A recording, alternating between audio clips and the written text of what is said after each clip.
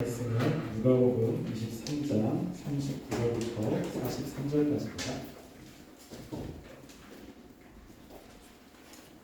누가복음 23장 39절부터 43절까지 한 절씩 교독하시겠습니다.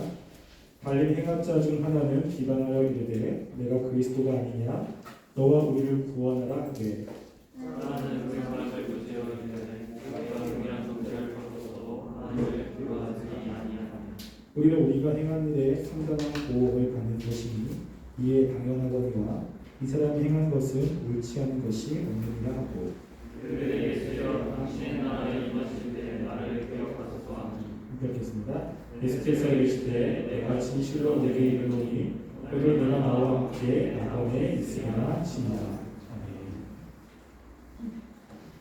오늘 말씀은 예수님께서 십자가에서 하신 두 번째 말씀입니다.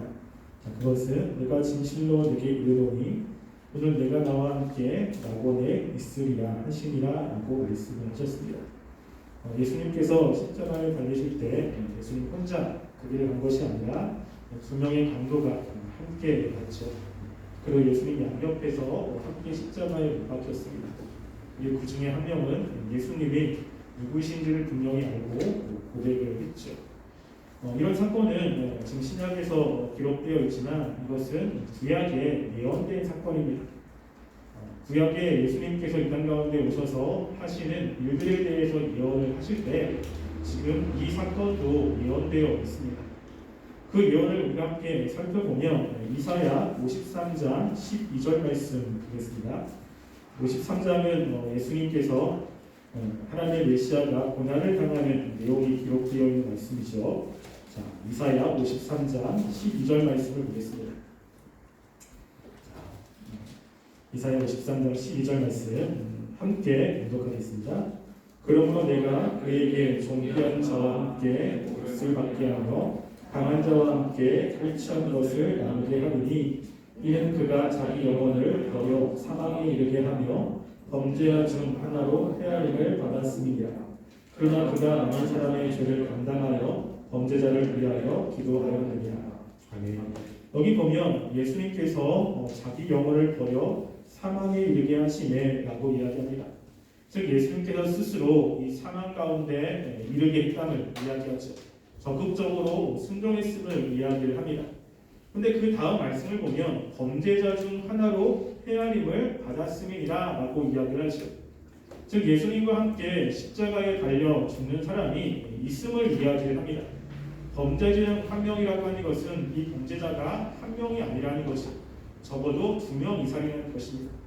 그 2명 이상의 사람과 함께 십자가에 달려서 죽을 텐데 그 2명 중에 한 명이 예수님을 헤아림을 받는다.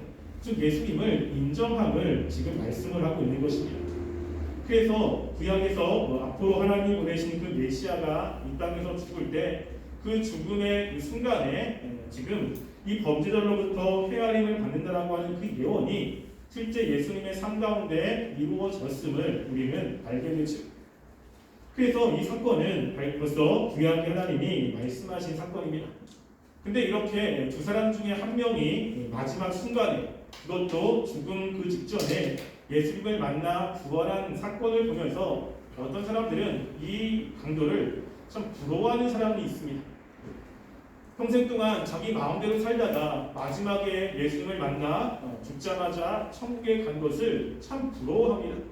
그래서 이 강도가 죽음 직전에 운 좋게 예수님을 믿었다라고 생각하는 사람이 있습니다. 어떻게 보면 맞는 말이기도 하죠. 강도는 평생 동안 자기 마음대로 살았고 그리고 마지막 죽기 직전에 예수님을 만나 구원받은 참 복된 사람이긴 합니다. 그렇지만 이 강도의 이 예수님을 만난 이 사건은 그 사람들이 생각하는 그 마지막 때에 주님을 만난 것이 아니니라. 그래서 죽기 직전에 만난 거긴 하지만 이 강도에게는 그 예수님을 만난 사건이 첫 번째 사건이라고 하는 것입니다. 그래서 그 예수님을 만나는 그 때를 미루어서 하나님의 은혜로 그 마지막에 이 마음에 강도의 마음을 변화시켜서 주님을 만나는 것이 아니라 이 강도가 주님을 만나 함께 이야기한 것이 이때가 처음이라고 하는 겁니다. 주님을 처음 만난 그 순간, 그것도 십자가 도상에서, 그리고 예수님을 믿을 수 없는 그 상황 속에서 예수님을 고백하고 있다라고 하는 것이죠. 그래서 이 사람에게는 하나님께서 주신 그 첫 번째 기회를 잡았고, 그 첫 번째 기회를 통해서 예수님을 믿었고, 그 기회가 하필 죽음 직전에 예수님을 만난 그런 것입니다. 우리가 이 강도를 보면 실제로 예수님을 믿는 사람들의 모습이 이 강도에게는 그대로 나와 있습니다. 예수님을 만난 그 시간이 그렇게 길지는 않습니다. 예수님께서 십자가에 달려 계신 시간이 한 6시간 정도 되는데, 근데 그 가운데 강도와 이야기한 시간은 그렇게 많지는 않습니다.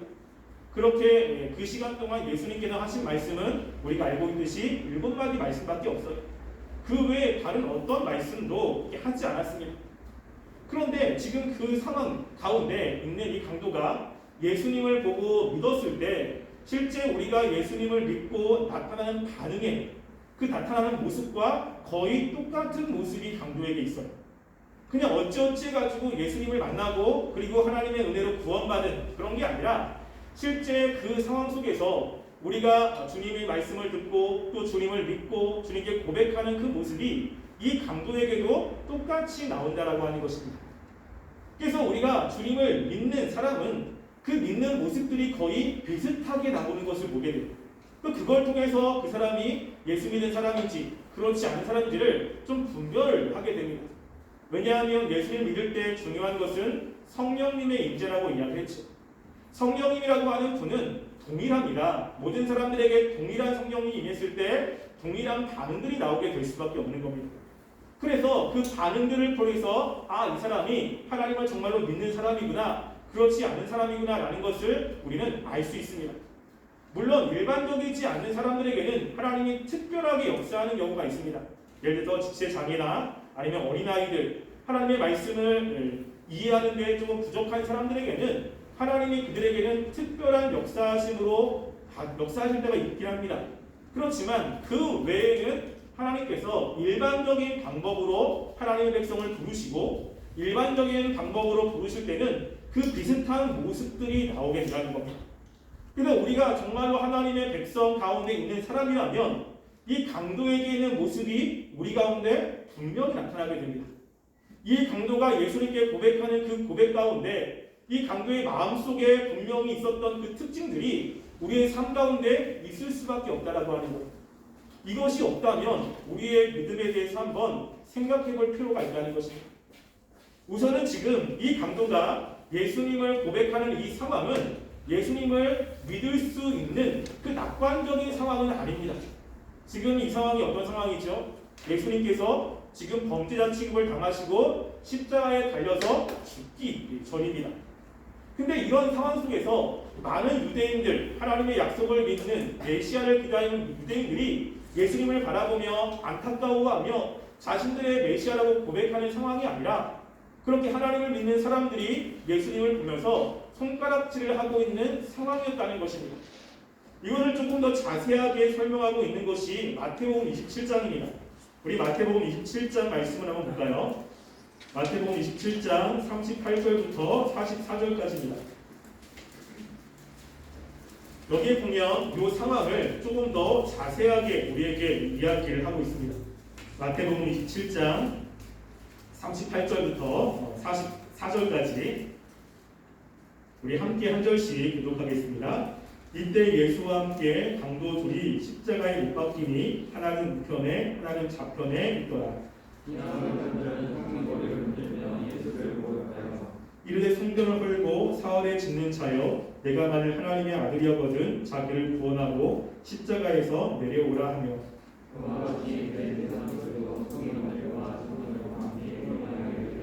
그가 남은 구원하였으되 자기는 구원할 수 없도다. 그가 이스라엘의 왕이로다. 지금 십자가에서 내려올지어다. 그리하면 우리가 믿겠노라.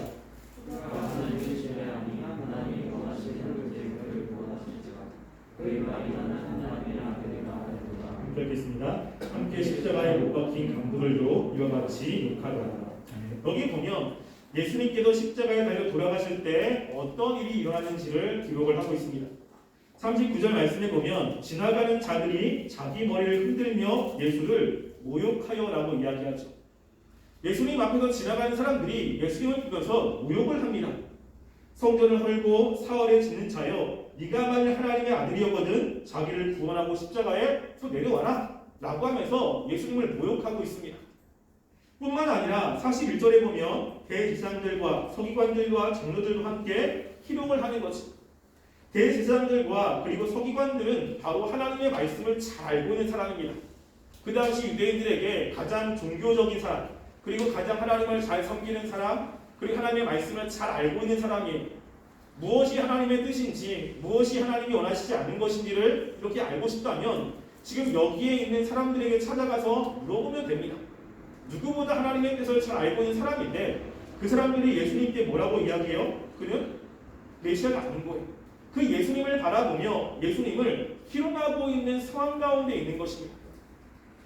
뿐만 아니라 우리가 로마인들도 예수님을 희롱합니다.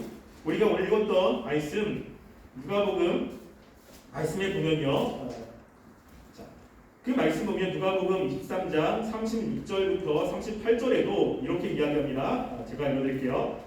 군인들도 희롱하면서 나아가 신 포도주를 주며 이르되 네가 만일 유대인의 왕이면 내가 너를 구원하라 하더라. 그의 위에 이는 유대인의 왕이라 쓴 해가 있더라 라고 이야기하죠. 유대인들만이 아니라 로마인들도 예수님을 조롱합니다. 그러니까 예수님 주위에 있는 대부분의 사람들은 예수님을 인정하는 것이 아니라 예수님을 조롱하는 상황 가운데 있어요. 그러니까 예수님이 하나님의 아들이시고 자신의 메시아라고 하는 것을 고백할 수 있는 어떤 조건이 아니라는 것입니다. 근데 그런 상황 속에서 이 사람은 예수님을 고백하고 있는 거예요. 여러분, 다른 사람들이 다 예수님을 조롱하는데 거기서 예수님을 믿는다는 것은 아마 쉽지 않을 것입니다. 제가 프로그램에서 이러한 프로그램을 본 적이 있어요. 뭐냐면 출연진이 8명이 있는데 그 중에 7명이 서로 짰습니다. 뭐라고 하냐면 앞에 그 스케치북에다가 7이라고 하는 숫자를 썼는데 거기에 이제 7명의 사람들은 8이라고 이야기를 하자. 그리고 한 명이 마지막에 뭐라고 대답하는지 우리 한번 보자. 이런 취지였던 거예요. 그래서 사회자가 그 짠 사람 중에 한 명이 이야기합니다. 앞에 있는 숫자가 뭡니까? 라고 했을 때 그 사람이 8입니다 라고 이야기하죠. 그것을 모르는 마지막 사람은 그걸 보면서 막 웃습니다. 아니 지금 저게 7인데 어떻게 8이라고 이야기하지? 눈이 이상한 거 아니야? 그럼 막 웃어요. 두 번째 사람에게 이야기를 합니다. 숫자가 뭡니까? 그러니까 8입니다 라고 이야기합니다. 또 막 웃는 거예요. 아 이상하다고. 세 번째 사람에게 물어요. 8입니다. 네 번째 사람에게 물어요. 8입니다. 그러면서 마지막에 있는 사람이 점점점 표정이 굳어지기 시작하는 거예요. 그러면서 그 숫자를 계속 뚫어지게 쳐다봅니다. 5번째, 6번째, 7번째 전부 다 8이라고 이야기해요. 마지막에 사회자가 그 마지막에 있는 사람에게 묻습니다. 당신은 이 숫자를 무엇이라고 생각합니까? 뭐라고 이야기했겠습니까? 이 사람은 당당하게 8입니다 그랬습니다. 분명히 자기가 보는 것은 7인데 다른 사람들이 다 8이라고 이야기하니까 자신이 보는 게 이상하다고 생각하는 거예요. 그래서 그 사람들과 같이 이야기를 하는 것입니다. 이게 인간의 속성이죠. 다른 사람들이 다 가는 그 길로 가고 싶은 것입니다. 지금 여기에서 예수님을 보는 사람들의 일반적인 생각은 예수님은 메시아가 아닙니다. 예수님은 믿을 사람이 아니고 예수님은 죄인이라는 것이에요. 그런데 왜 은혜인지 이 사람만은 그렇게 십자가에 달린 예수님이 자신의 메시아로 믿어졌다라고 하는 것입니다. 어떻게 해서 그렇게 됐는지는 알 수 없습니다. 당연히 하나님의 은혜밖에 설명이 안 되죠. 그렇지만 이 사람이 예수님이 하셨던 그 것들을 아마 잘 본 것 같아요.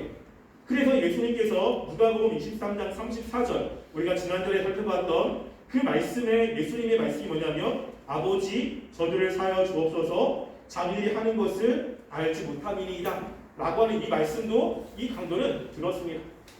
자신을 향해서 욕하고 모욕하고 자신을 죽이려고 하는 사람들에게 예수님이 어떻게 하신지를 이 강도는 눈여겨보고 있는 거죠. 그렇게 보는 가운데 예수님을 향한 믿음이 생긴 것 같습니다.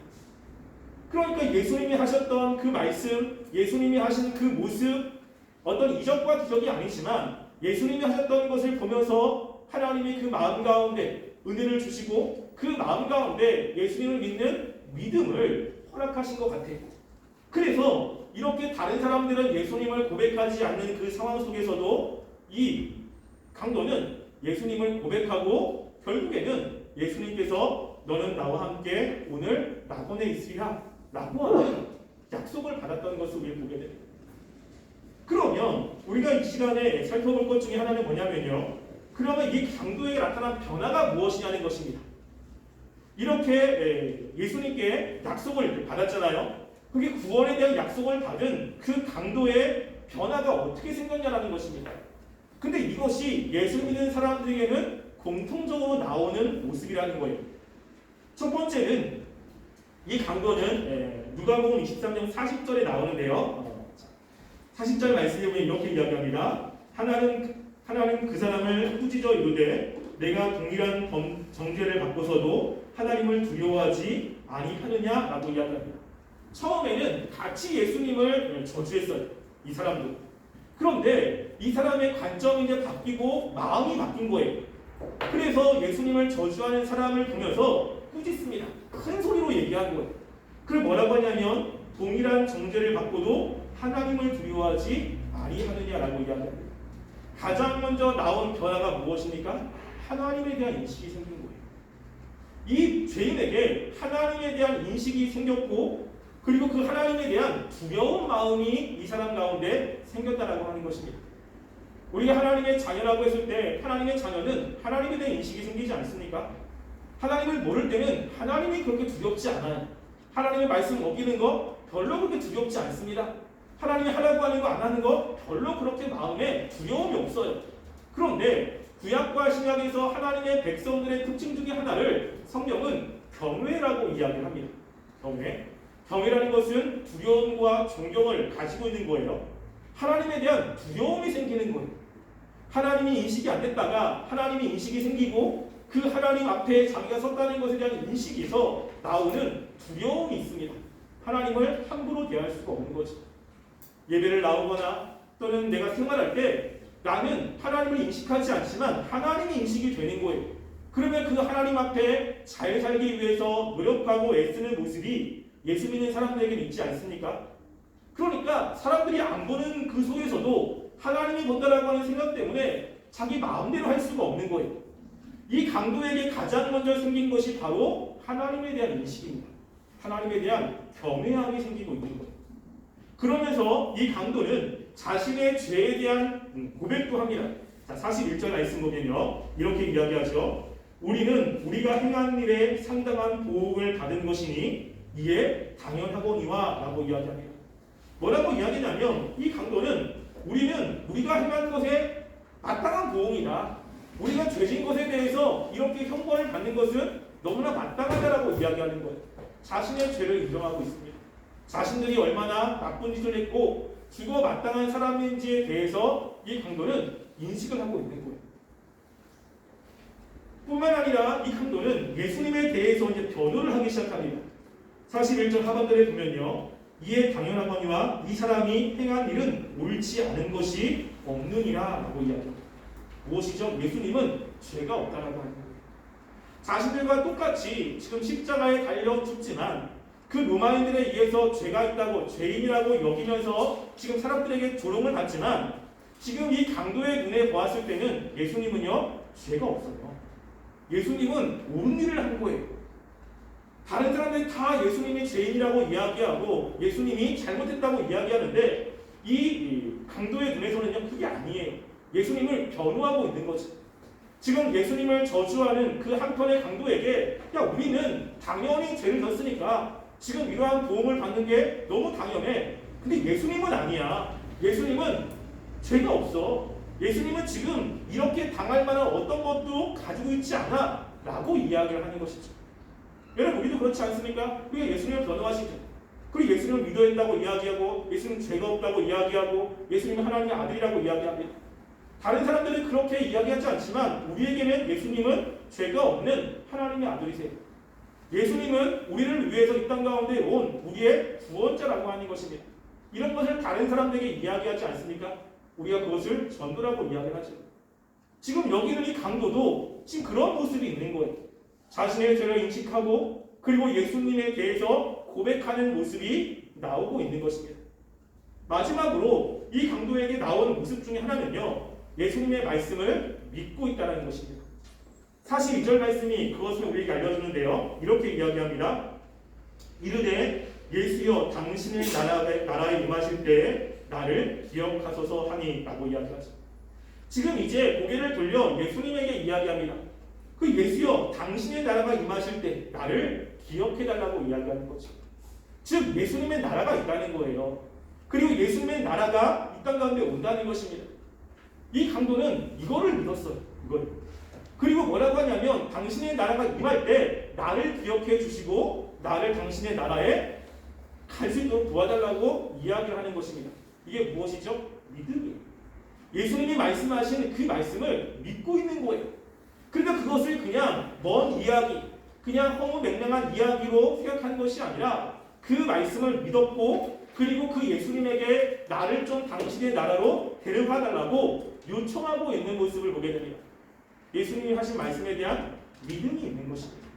이게 이 강도에게 있다는 것이죠. 우리에게 이런 모습이 있지 않습니까? 우리가 예수님이 하신 그 약속을 믿는 거죠. 예수님의 나라가 임할 것, 그리고 그 나라에 들어갈 수 있는 사람은 예수님을 통하지 않으면 들어갈 수 없다는 것을 우리는 믿는 것입니다. 그래서 그 예수님을 믿고 그 예수님을 신뢰하는 것 아니겠습니까? 지금 이 강도에게 이러한 변화가 있다는 것이죠. 그래서 이 강도가 어찌어찌 그냥 이렇게 가지고 뭐 특별한 변화가 없는데 하나님의 은혜로 된 것이 아니라 이 강도에게 짧은 시간이지만 하나님의 은혜가 임했을 때 그 믿음이 들어가는 사람에게 나오는 그 모습들이 분명하게 나온다라고 하는 거예요. 그래서 이 강도가 예수님을 통해서 내가 오늘 밤 나와 함께 낙원에 있으리라라고 하는 약속을 받은 겁니다. 이 강도는 구원을 받았습니까? 안 받았습니까? 받았죠. 예수님께서 명확하게 이야기를 하시죠. 내가 진실로 내게 이르노니 라고 이야기합니다. 강도가 이렇게 예수님을 고백할 때 예수님께서는요, 이 강도의 이야기를 듣고 즉각적으로 반응하는 것을 보게 됩니다. 그래서 우리가 43절에 보면 예수께서 이르시되라고 이야기를 합니다. 그리고 이 강도가 한 그 고백에 대해서 예수님은 명확하게 이야기를 하죠. 내가 진실로 내게 이르노니 오늘 내가 나와 함께 낙원에 있으리라 라고 이야기를 합니다. 언제요? 오늘이라고 하는 것. 그러니까 오늘이라고 하는 것은 지금 이 사람이 오늘 죽는다는 것이죠. 예수님도 오늘 죽는다는 거예요. 오늘 죽으면 바로 예수님과 함께 낙원에 간다는 것을 이야기하고 있습니다. 그럴 때 그것이 너무나 분명하다는 것을 예수님이 이야기를 하는데요. 그것을 예수님께서는 내가 진실로 내게 이르노니라고 하는 말을 통해서 합니다. 이 진실로라고 하는 것은 그 헬라어로요, 아멘이라는 뜻입니다. 우리는 보통 아멘을 하나님께 기도한 다음에 맨 마지막에 써요. 이게 우리들이 아멘을 쓰는 어떠한 사례죠. 그러니까 다 이야기하고 하나님 아멘 이렇게 씁니다. 이야기가 쭉 끝나면 마지막 아멘이라고 하죠. 근데 예수님은 좀 독특합니다. 예수님은 아멘을 처음에 넣어요. 무엇인가 이야기하기 전에 처음에 아멘이라고 이야기하고 그 다음에 이야기를 합니다. 이게 예수님의 독특한 말버릇이라고 이야기합니다. 그래서 김세용 교수 같은 경우는 이것을 간접 기독론이라고 이야기해서 실제로 자신이 메시아이심을 직접적으로 얘기한 것이 아니라 간접적으로 사람들에게 제시했다라고 이야기합니다. 예수님 외에는 누구도 이렇게 하지 않습니다. 예수님 먼저 선언하는 거예요. 이건 분명해. 이건 확실해. 이거는 너무나 명확한 거야. 이야기하고 그 다음 내용을 이야기한다는 거예요. 그래서 예수님께서는 명확하게 오늘 내가 나와 함께 낙원에 있을 것이다 라고 명확하게 이야기를 하고 있는 것입니다. 근데 여기서 우리가 또 하나 볼 것은 무엇이냐면요. 지금 예수님께서 이 자신에게 고백하는 그 강도의 이야기에 귀를 기울이고 있다라고 하는 거예요. 지금 십자가에서 달린 그러한 십자가 그 위치를 보면요. 바로 옆에 있지 않아요. 팔을 이렇게 뻗고 있으면 그 사람과 이 사람의 육 간격이 있잖아요. 그러니까 서로 맞닿지 않게 간격을 버려야 되는 거죠. 근데 지금 모질매를 맞으셨습니다. 그리고 그 앞에 사람들이 굉장히 많아요. 얼마나 웅성웅성 되겠습니까? 예수님을 향해서 고래고래 소리를 치는 사람도 있고 욕을 치는 사람도 있고 그래서 앞에서 우는 사람들도 있고 정말로 엄청나게 시끄러운 소리들이 굉장히 많아요. 근데 거기에서 이 강도가 예수님을 향해서 하는 그 얘기를 예수님이 듣고 즉각적으로 말씀했다라고 하는 거예요. 예수님께서는 예수님을 믿고 그 예수님에게 말씀하는, 이야기하는 사람들의 목소리에 귀를 기울이셨다라고 하는 것입니다. 그래서 예수님은 수많은 사람들의 이야기가 있지만 그 사람들에게 반응하지 않으시고 예수님은 자신을 믿는 그 강도의 이야기를 들으시고 그 이야기에 반응하고 있는 것입니다. 그리고 예수님을 믿는 그 사람에게 그 사람이 원하는 것, 그 사람이 예수에게 요청하고 있는 그 구원의 약속을 하시고 있는 것을 우리는 보게 되죠. 예수님은 마지막 순간까지 하나님의 백성들에게 집중하고 있는 것을 보게 됩니다. 또한 우리의 구원은 바로 이 예수님을 통해서 이루어졌다라고 하는 것이죠. 우리가 하나님께 간구하는 것, 하나님은 들으십니다. 근데 어떤 사람의 이야기를 들었죠? 기도하는 사람들, 그리고 하나님 예수님을 믿는 사람들, 그 사람들의 목소리를 하나님께서 귀를 기울이신다는 것입니다. 우리가 기도를 열심히 해서 그렇습니까? 우리가 기도를 잘해서 그렇습니까? 그렇지 않죠. 누구 때문에 그렇죠? 예수님 때문에 그러신 거예요. 예수님께서 우리를 위해서 돌아가시고 우리의 구원자가 되셨기 때문에 그 예수님 때문에 우리가 하나님께 나아갈 수 있는 것이라는 것입니다. 우리가 이제 내일부터 예수님의 고난을 묵상하는 고난주간이 시작이 됩니다. 이 고난주간을 지낼 때 정말로 그 예수님이 나를 위해서 돌아가신 것에 대한 분명한 믿음이 있는 사람과 그것에 대해서 별로 생각하지 않는 사람은 아마 좀 다를 것입니다. 예수님의 그 고난 하나하나가 정말 나를 위한 고난이고 그 고난으로 인해서 내가 구원받았다는 것에 대한 감사함이 있는 사람들은 그 예수님의 고난을 묵상하며 감사하며 살아갈 것입니다. 그리고 나를 위해 사셨던 그 고난에 조금이라도 보답하기 위해서 노력하는 삶이 분명히 있을 것입니다. 그렇지만 그 강도와 같이 예수님을 믿지 않아요. 예수님의 믿음이 없어요. 그런 사람들은 예수님의 고난이 그렇게 의미가 없어요. 지금 이 십자가상에서도 이 강도는 예수님께 나를 구원해달라고 이야기를 했지만 예수님을 믿지 않는 한편의 강도는요, 전혀 그런 것이 없습니다. 실제로 예수님도 그 나머지 한편의 강도에 대해서는요, 어떠한 말씀도 하지 않아요. 무엇이냐면 그냥 방관하고 계시는 것입니다. 예수님은 예수님을 믿는 사람들에게 반응하시고 그들에게 집중하신다라고 하는 것입니다. 우리가 예수님을 믿는 그 믿음으로 이 시간에 왔습니다. 우리는 예수님을 믿는다고 이야기합니다. 그러면 과연 나에게 예수님을 믿는 사람에게 나오는 이 강도 같은 모습이 있는지를 한번 생각해 보시기 바랍니다. 하나님에 대한 인식이 있습니까? 하나님에 대한 경외함, 하나님에 대한 두려움이 있습니까? 말은 두려워하지만 실제 나의 삶 가운데 그 두려움 때문에 하고 싶은 것을 하지 않고 그리고 안 하고 싶은 것을 하나님 때문에 하는 모습이 우리 가운데 있습니까? 나의 죄를 바라보며 안타까워하고 정말로 나의 죄를 용서할 뿐 이것을 구원할 분은 예수님밖에 없다라고 하는 것 때문에 예수님의 약속 그리고 예수님을 바라보며 끊임없이 예수님께 집중하고 있습니까? 나는 하나님께 나갈 수 없는데 그 예수님 때문에 하나님께 나간다는 것 때문에 그 은혜에 감사하며 그 예수님을 위해서 살려고 하는 마음이 우리 가운데 있는가라고 하는 것입니다. 우리가 이 말씀을 통해서 우리의 믿음을 다시 한번 점검해 보았으면 좋겠습니다. 나에게 과연 이 강도와 같은 이러한 믿음의 모습이 있는지를 한번 생각해 보시고요. 만약에 있다면 정말 우리를 구원하신 그 예수님의 은혜에 조금이라도 보답하기 위해서 애쓰시고 특별히 예수님의 고난을 묵상하는 고난 주간에 그 고난을 다시 한번 묵상하시면서 그 은혜를 감사하며 하나님께 찬양하는 삶이 되기를 간절히 소원합니다. 기도하겠습니다. 우리가 이 시간에 함께 기도했으면 좋겠습니다. 우리가 구원을